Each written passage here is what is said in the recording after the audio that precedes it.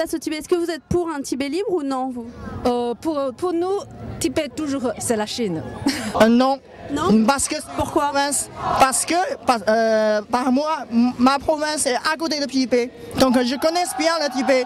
Je connais bien la politique qui a réagi en Tibet. Donc je soutenir le gouvernement chinois. Vous soutenez les Jeux Olympiques et la Chine? Ouais. Est-ce que vous soutenez le gouvernement chinois aussi? Ouais.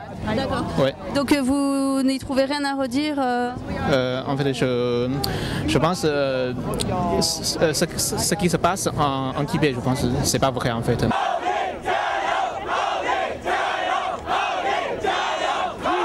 Peut-être que dans leur pays, ils sont oppressés, ils n'ont pas la liberté d'expression, ils n'ont pas accès à l'information, mais ici on ne peut pas dire qu'en France il n'y a pas accès à l'information.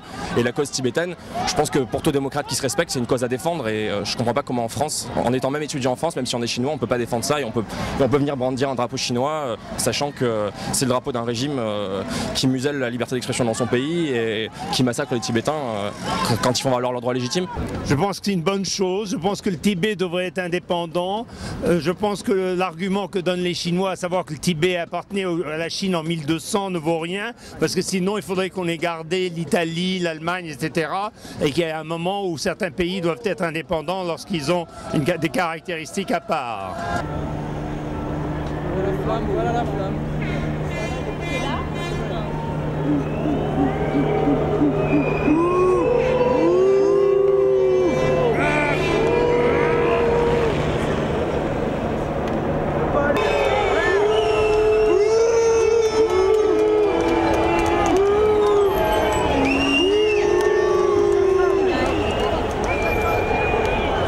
C'est une des premières fois depuis plusieurs années que les Français prennent en main une question internationale.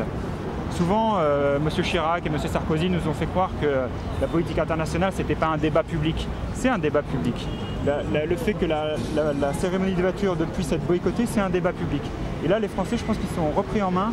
Ils ont été choqués par ce qui s'est passé au Tibet. Ils savent ce qui se passe en Chine, malgré la propagande. Et là, ils sont en train de se ressaisir. Et ça, c'est extrêmement encourageant. Et nous, on sera aux côtés et on est vraiment très émus aujourd'hui.